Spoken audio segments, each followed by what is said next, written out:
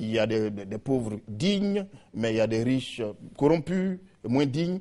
Pour vous, quelle est la raison principale de la corruption? D'abord, la faiblesse de l'autorité qui encourage la corruption. Ensuite, la lenteur administrative. Je voudrais ouvrir et refermer tout de suite. L'autorité ne peut pas encourager, on ne peut pas être d'accord là-dessus. J'arrive.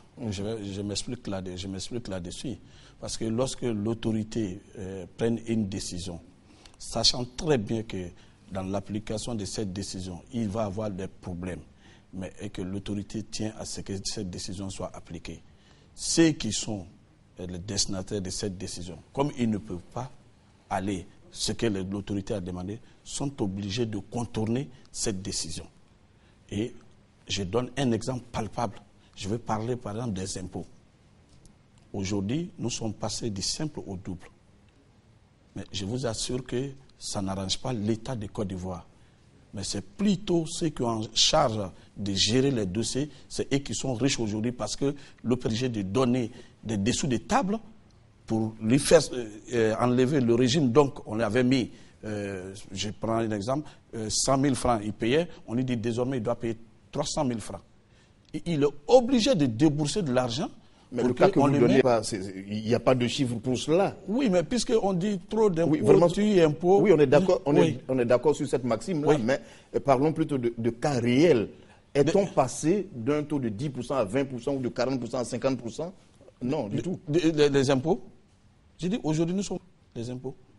Et ça fait qu'aujourd'hui, la corruption s'est beaucoup développée aujourd'hui au niveau des impôts. Et vous n'êtes pas non plus en train de nous dire qu'avant cela, avant cette augmentation, il n'y avait pas de corruption? Il y avait de la corruption, mais ça s'amplifiait avec l'augmentation, passé du simple au double.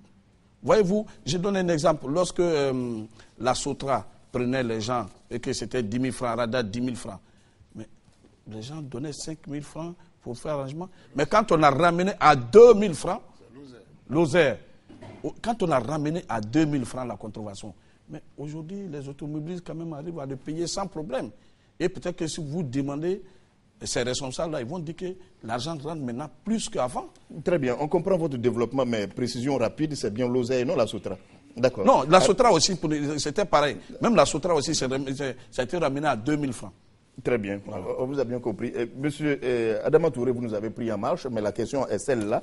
Pour vous, qu'est-ce qui justifie aujourd'hui, qu'est-ce qui motive la corruption en Côte d'Ivoire, précisément en Côte d'Ivoire?